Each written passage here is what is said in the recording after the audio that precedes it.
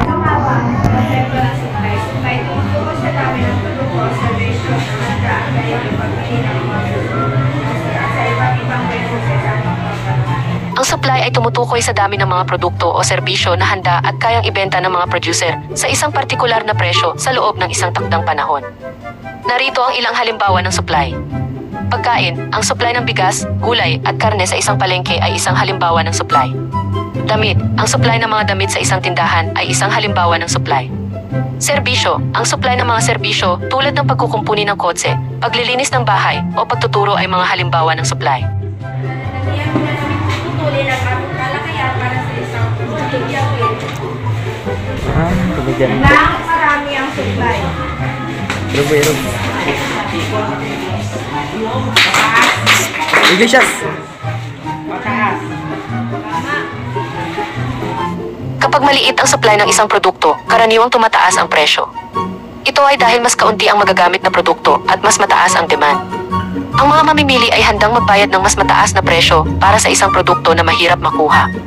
Halimbawa, kung mayroong isang bagyo na sumira sa mga pananim ng kape, magkakaroon ng mas kaunting kape na magagamit. Dahil dito, tataas ang presyo ng kape dahil mas mataas ang demand kaysa sa supply.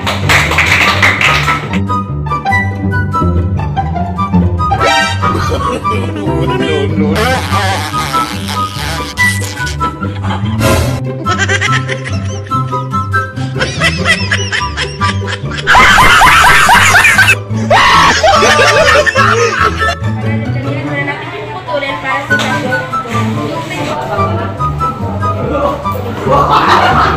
Dudlo. Ala. Ala. Stop. Kami po'y nagbabalik sa aming gawain. It's lecture time!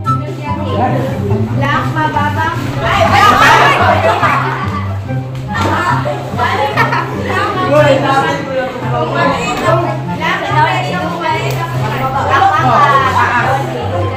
Mali!